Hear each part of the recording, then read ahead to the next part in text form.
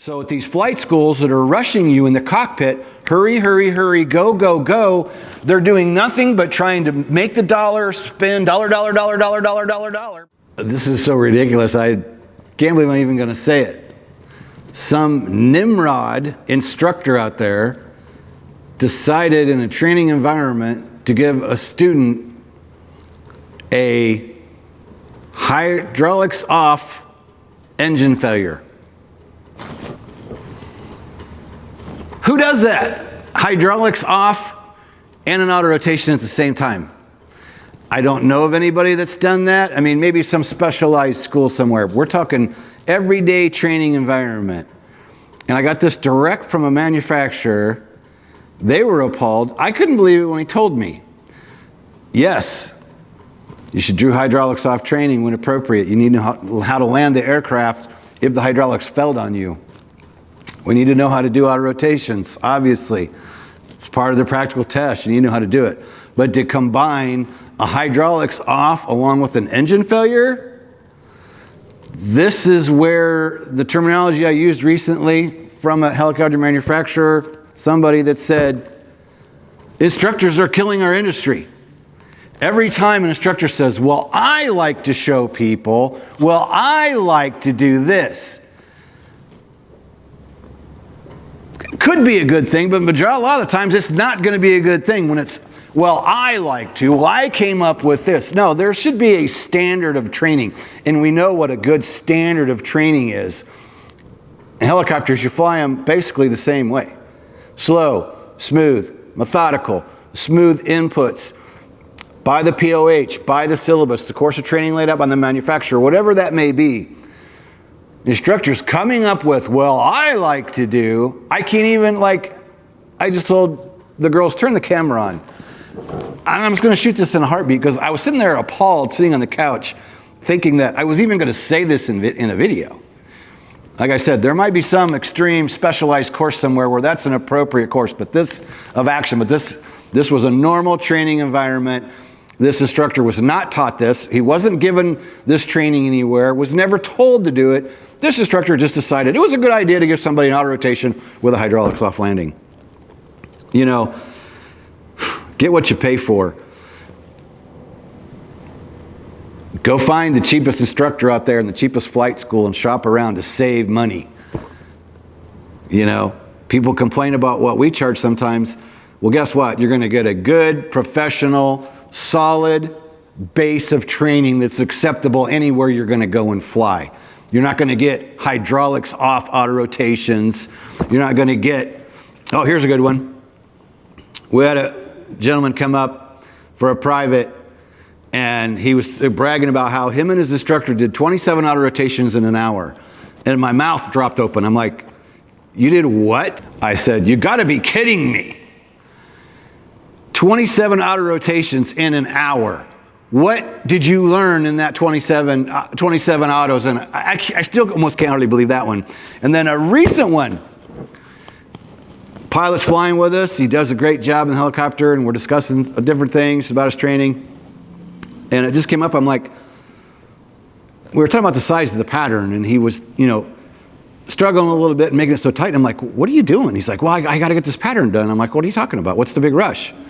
And so further discussion, I'm like, well, how many times in a normal pattern with who you've been flying with do you do in an hour? And he's like, I don't know, like 15 to 17 patterns. And I'm like, 15 to 17 patterns in an hour? And he's like, yeah. And I go, that's normal. And he's like, yeah.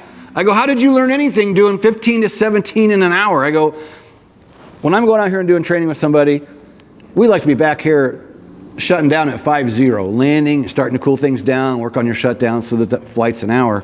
A good 1 hour lesson is usually maybe 3 to 5 approaches, maybe 4 or 5, could be a little more, but you're taking your time. When you're learning and you're training, it ought to be 3, 4, 5 in an hour, 6 maybe, but 17 in an hour? I go, so could you go back and debrief after that flight and go, oh, well, on approach 13, you did this and that was good, but approach 14, who the hell's even going to remember what you did on any approach if you're doing 17 approaches in an hour? What is the freaking point? The theme here is about all this garbage that we are hearing about that goes on in the industry. And I can't believe some of this stuff. We got to give credit for all the people that are doing it right and flying to a good standard, doing things slow, smooth, and methodical. And here's the other point that keeps coming up. Everybody rushing in the cockpit, rushing their takeoffs, rushing everything they're doing in the cockpit. Go ask a professional EMS pilot who's got at least 5 years in the industry, 2,000 hours flying a $6 million aircraft. Ask them what they're being taught. They walk to the aircraft. You walk around, you climb in, you put your seatbelt on, you pull out your checklist, and you go through your checklist step by step. What's going on in the back is a medical emergency. What's going on in the front of the helicopter is not an emergency.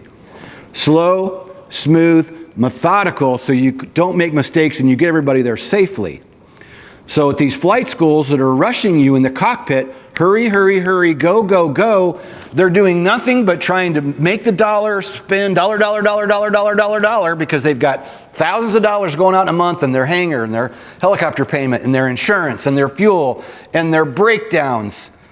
Most flight schools are struggling. That's why almost every day, well, I was flying here, but they just closed.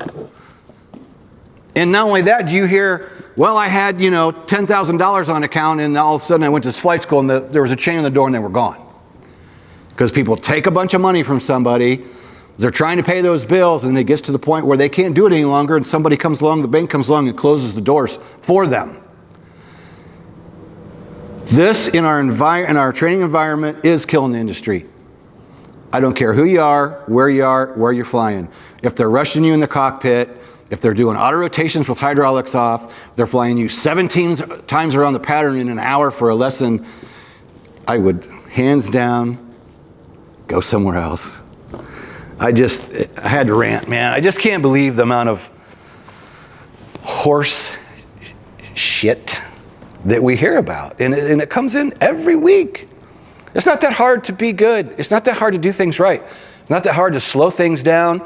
Slow, smooth, methodical, take your time, be safe, open up the FAR aim, use the regulations, look at them, open the helicopter flying handbook, read it, open the ACS, go through it step by step. Not that tough.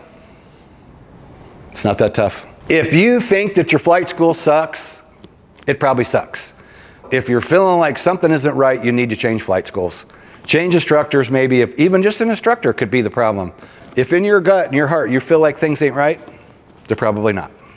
So, peace out. When you feel the pressure to fly, but know the right decision is to stay on the ground, hit the hogs, no-go, and live to fly another day. Helicopterground.com. And I go, you're joshing me. That's not even physically possible. And, can I say that? Is that acceptable? Yes. Could you say joshing me? That's not like upsetting anybody's feelings or anything, right? I don't. Is that acceptable? Yeah, I think it is. I haven't heard it since I was in elementary school. Okay. Well, I don't think you're joshing me. What a 90s word. I don't know. There's probably somebody out there be offended, but just Josh. You know what?